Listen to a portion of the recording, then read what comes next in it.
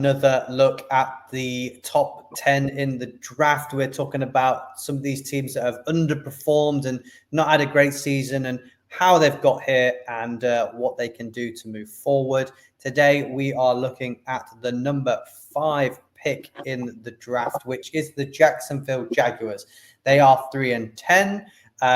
They held the number 1 spot for a very, very long time, but they decided they wanted to win a game. And I don't know. Well, they're not playing for a quarterback, so we know they're going to be sticking with Trevor Lawrence. But this is a team that has been, we said it, they've picked 3 first-round picks in the last 5 years. Is it? They've not quite got it right with the head coach. They've not quite got it right with quarterback. Their team has looked good on paper in a few of those seasons as well, and it's just not happened. And it doesn't seem they've been a disaster forever, but it doesn't seem that long ago where we saw them with Blake Bortles in the playoffs. People will remember that. We're not talking like the 80s, the early 90s, but they find themselves within getting a good pick in the draft again and having a bad season. And I think, new head coach, new team. How have they got here again, Adam? Yeah, it's been a really tough few years for the Jags. They have really struggled. It's since 2007, they've only had 1 double-digit winning season.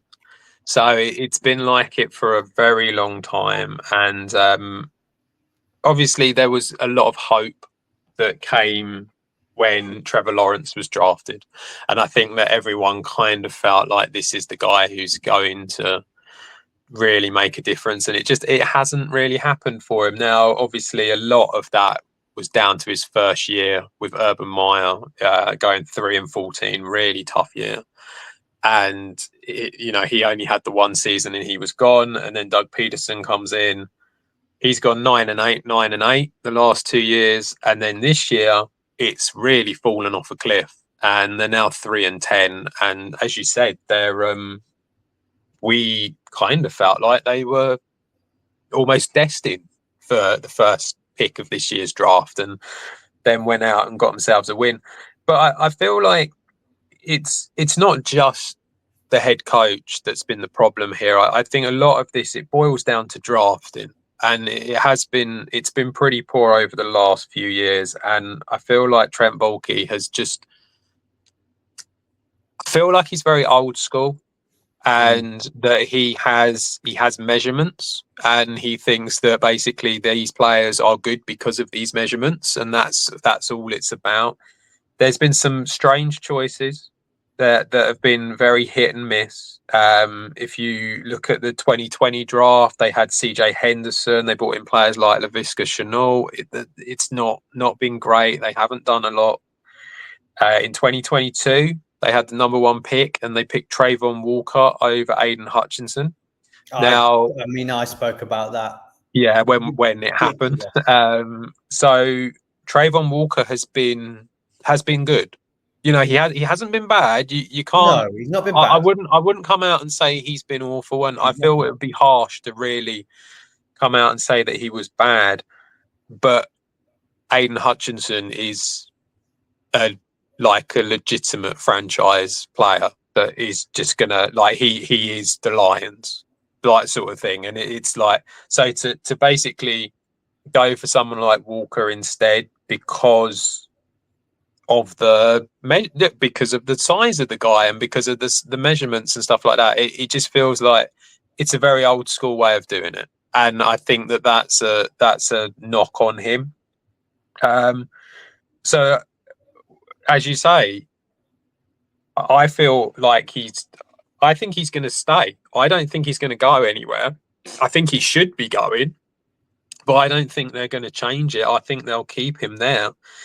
But I do think that Doug Peterson will be going, and so they need to be looking for a new head coach. And normally, when teams do this and they sort of chop and change a bit, that they normally so if you go like Doug Peterson, more offensive minded but a bit older, it's strange because the guys I've got as candidates are young offensive guys, but I do wonder if they might go for someone a bit more defensive and a bit more. Mike Vrabel does seem like a potential here, and someone that they might try and bring in. And obviously, given the fact that Trent Baalke has struggled when it comes to the drafting sometimes, and it's been quite hit and miss, you do wonder if maybe this is the sort of job that Mike Vrabel would be interested in, because it might not take too much for Baalke to be fired as well. And so then he might end up taking over the whole lot, which is basically what he was doing at the Titans. So I could see something like that happening here. Other guys, obviously Ben Johnson of the Lions, but I don't think he would want to go there personally, but he's obviously going to be a candidate for any of these jobs. Clint Kubiak, for the offensive coach from the Saints, I think is a potential one here, and then Liam Cohen from the Bucks, obviously not that far. It wouldn't be a massive move for him as well. So it kind of feels like they're the sort of guys that might be worth looking at. But yeah, I'm thinking about it now. I do wonder whether this could be a Mike Vrabel one. Yeah, I thought this was the perfect job for Bill Belichick, but obviously, yes, he'll be going to UNC next year, so he's off the table for these roles. Do you? I don't know. Do you ever feel like someone might dip into the college head coaches pot this year? I was speaking to Alex on the college show and said the level of college coaching this year has been phenomenal, like really, really good. And I'm just kind of curious, maybe we've got Kirby Smart, who's the Georgia head coach. Possibly now, no one else, Saban's not there, is the best coach in college football, and his record is phenomenal. He's not going to, he might win this year, but signs were pointing towards it was a bit of a down season for them. And he might not be able to keep replicating what he's done now. The game has changed a lot in college. So could we see Kirby Smart maybe making a transition into the NFL? Can we see Dan Lanning, the Oregon coach, who's the most dynamic and exciting young coach in college that's taken the Oregon Ducks to possibly the championship this year? Could we see Lane Kiffin also? He's at Ole Miss. Ole Miss, virtually their whole team is going to be going into the NFL this year. So he's going to be left to rebuild. So would he want out another team? I thought maybe the Florida Gators, but they're not moving on. So could we see a college quarterback come in here? I mean, possibly. It wouldn't be out of the question to see maybe some head coaches from the college game coming in. I do feel like a lot of the time the NFL want to stick in their own pool, so to speak, where it's almost like because they see the exciting young offensive coordinator doing well in the NFL, then they want him, and that tends to be more what they do. I know that your Ohio State, the OC. No, Chip Kelly has been there's been rumoured as a potentially going into the NFL and maybe getting a head coaching job as well. So there's a few guys that have been around. There's another one. Who is it? The old Bucks head coach, Dirk Cutter. Is it? Is he at Boise State? Isn't he? I think he's there. I think he's been dealing with obviously he's had Ashton Gentry. I'm sure he has been. I'll have a look. But he's another one that people have mentioned as a potential that could go in as a head coach. But yeah, Dirk Cutter. So he's the OC and quarterbacks coach at Boise State. He's another one that I've seen has been linked to things, and obviously he used to be the Bucks head coach. So he's one that maybe you might see. So I wouldn't put it past maybe bringing in some guys from from college, but it does feel very much like the NFL. They like to stick with the OCs of teams and move up that way. There is one name in college football that I think potentially might be looking for an NFL job, and that is Eric Bieniemy. Yeah, of course. You know, was the OC at the Chiefs, was fantastic, was the number one candidate for a long time, and never really got it. So we moved on and was the OC at Washington. Was he UCLA, wasn't he? He went to UCLA. Yeah. They've now just mutually let him go. Now, so if that's the case, is it because he wants to go and look at NFL jobs and he's gone, look, I'm done with this. I'm coming over. I'm going to look for NFL jobs, and I think he deserves a shot based on what he's achieved at Washington last season. I thought he deserved a shot, but they've got it right and they're doing okay there. So Eric Bieniemy could be one to keep an eye on as a head coaching role for this season, and Jags might be the one for him. Yeah, I mean, it would make sense. He did really well, didn't he, as the OC at the Chiefs, and he's always been looking, and apparently he's always he's interviewed for a lot of jobs, and so it does feel like that he would be one that would make sense. So there are potential names out there for the from the college game. So it wouldn't be shocking if that was the case and that they did do that. Well, let's take a look at their roster and see what's wrong, what's leaving, where the holes are. Because the owner thought that they had the best team they've ever had this season. So where are the holes on the best team you've ever had, Adam? Yeah, I mean, it's not really ended that way, has it, for them? It's been a bit of a struggle. When I look at it, I think that I think wide receiver, they need to bring in a wide receiver. Christian Kirk, actually, I think he is still down to be contracted for them. I know they've got Brian Thomas there. I'm not a fan of Gabe Davis. I just don't think it's really done anything. Devin Duvernay hasn't really done anything. Parker Washington, again, a little bit, but nothing amazing.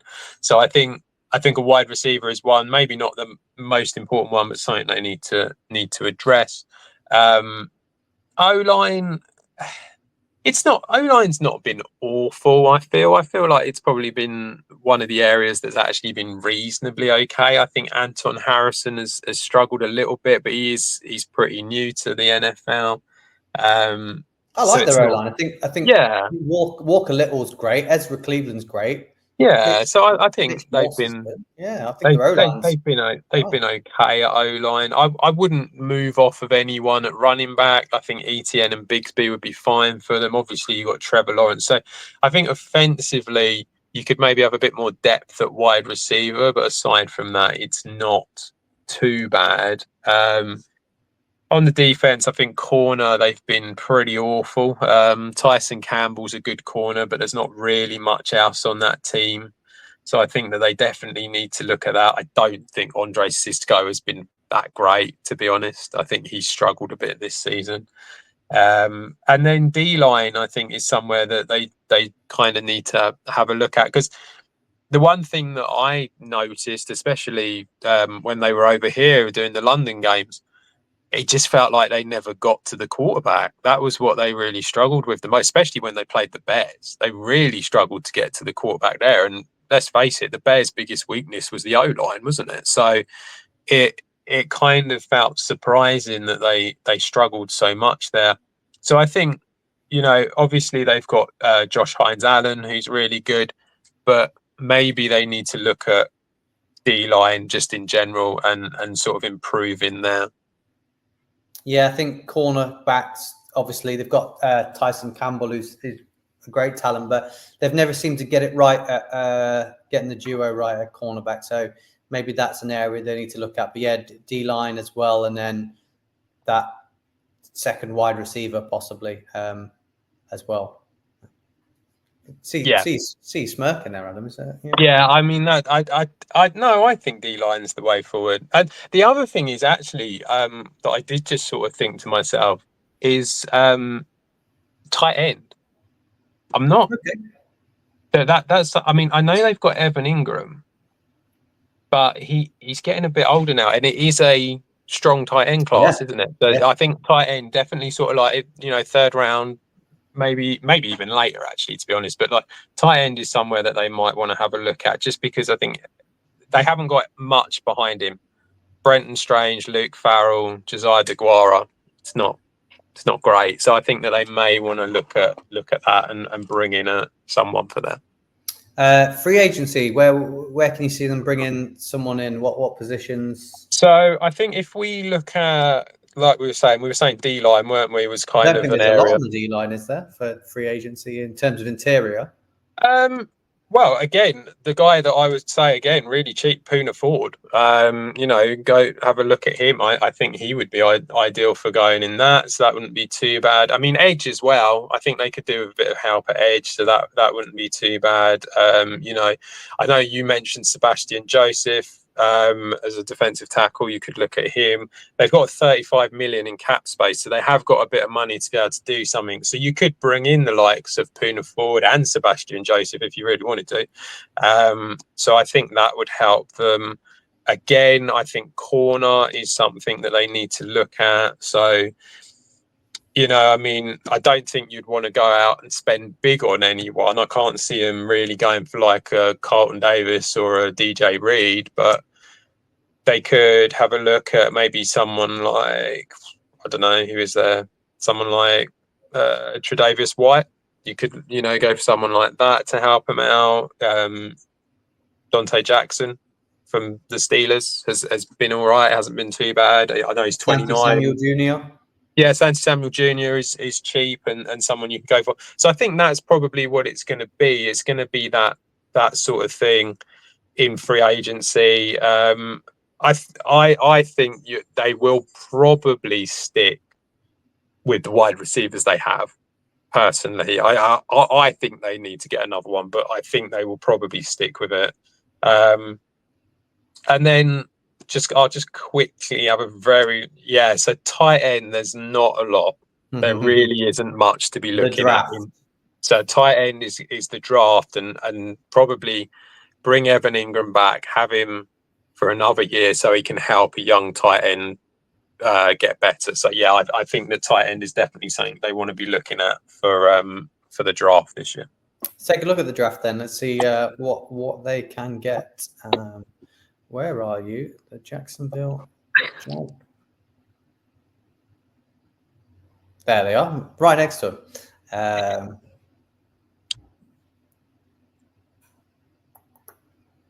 4 picks. Not bad. Right, they've got one of those high picks, as that's why we're here. No trades. Right, they've got their choice here at picks. It's probably, we've talked about all the picks prior to this. We said potentially Abdul Carter's gone to the Carolina Panthers already. So I think defense is what they need. They can go D-line or they can go cornerback. They can go Michigan or they can go Michigan. I don't mind which one they want to pick from. Will Johnson is a very big cut above the rest when it comes to corner. When we take a look at the corners, I think outside of him, I think it's very little. Maybe Siobhan Revell might go in the first round. But I think Will Johnson is probably the only definite first round cornerback outside Travis Hunter who does both. So Will Johnson, I think, is, if you want cornerback, you've got to do it now early. Because you won't get this in the second round.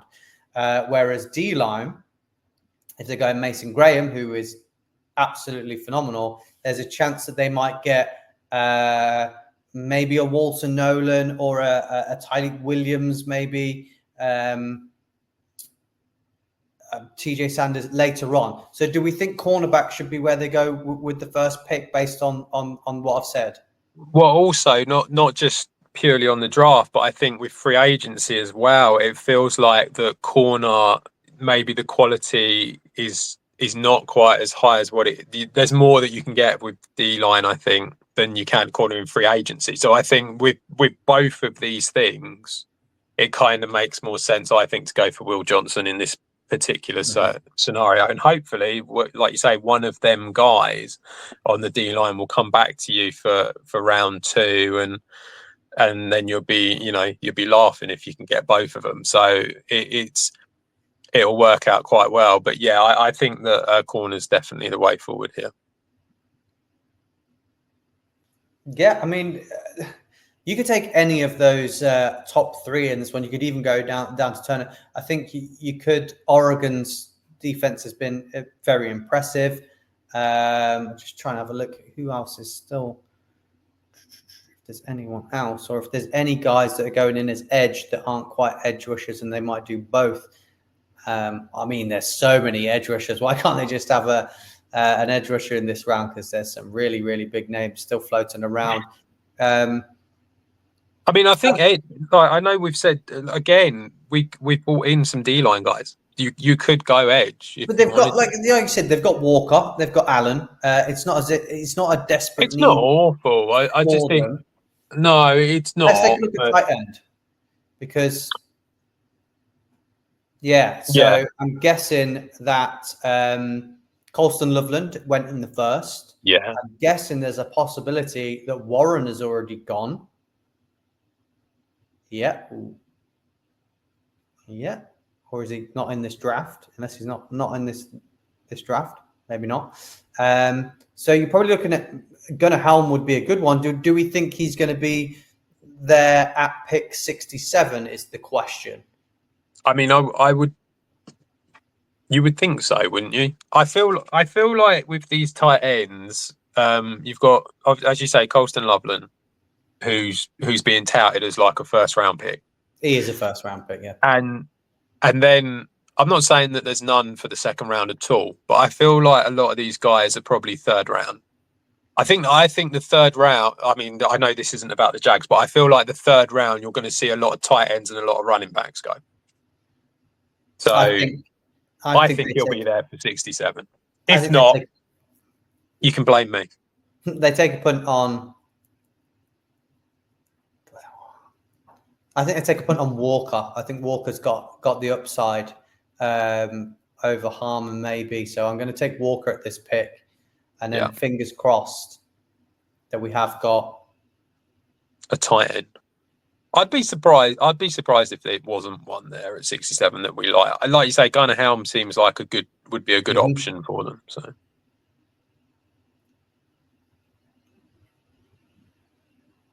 He's still there. We're good. We're in. We can take him. I think Gunnar Helm's, he's bailed that Texas offense out quite a bit throughout the season. I think he's better than Taylor and Fannin. So I think Gunnar Helm would be the pick here for me. Yeah, it's a C grade.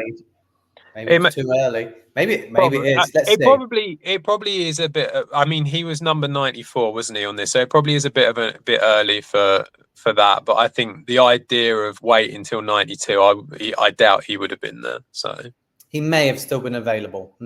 Possibly. But there's no harm in that. I think Ferguson is also good.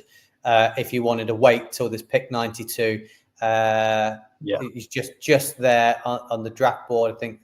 Terrence Ferguson is a good shout if you wanted a tight end and hold off and wait a bit longer. And then with the last pick, Adam, what position do you want me to take a look at for them? Wide receiver? Yeah, we could have a look at wide receiver just to see what's there. I think they could do with an extra one. Well, we didn't.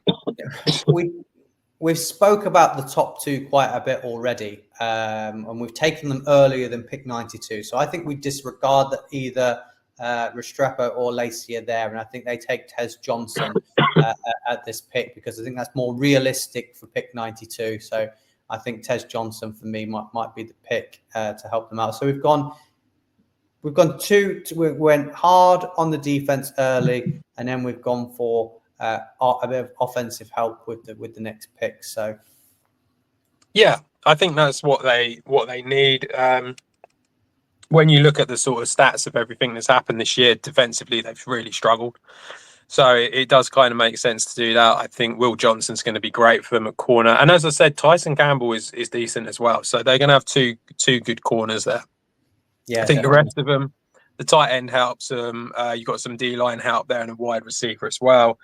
And we've brought in some D-line help, which they've struggled with the likes of Poona Ford in free agency. So that'll help them. And I think it's just going to be, I think the big thing with this is it's going to be the head coach. I think that's what's going to be the really big thing when it comes to the Jags, who they bring in, who they decide to connect with Trevor Lawrence. And we'll just have to wait and see as to which one they pick. But yeah, I think if they go for someone like Liam Cohen or Clint Kubiak, I think it would probably work. But I would be interested to see someone like Mike Vrabel in there. I think that maybe that would be something where he would be happy to go for it and would be able to really turn it around. And he's got himself a quarterback who's like got the potential. So yeah, I think he would be quite exciting to see in there. Perhaps Dabo Sweeney's had enough of Clemson, and he'll, you never know. He hates the transfer portal. He will not pick anybody in the transfer portal. So maybe college football has outgrown him, and he might want to go and rejoin Trevor Lawrence and Etienne. So maybe he goes back there. That wouldn't be a bad shout, to be fair. I think he'd do good things with them. But do you think there's quite a quick turnaround with the Jags? Like I said, that we thought they'd be better this year. We've added a few extra in a head coach. If the head coach clicks, we live in that world. Do you think it could be quite a quick turnaround for them? And they could be competitive. I mean, there's a shot for them in their division. It's not that strong. Yeah, I mean, they've got the quarterback. It's not the strongest division, and if you can get some of these wide receivers, you've arguably got your wide receiver one in Brian Thomas already. So it's like you've got some real potential to do something. So you could be pretty. You could turn it around pretty quickly. It's just I really think it's going to be about getting the right guy in there, and we'll just have to see. But yeah, it's not the hardest division. Yeah, there's a possibility of a quick turnaround for them, and we won't see them in the top 5 next year. Fingers crossed.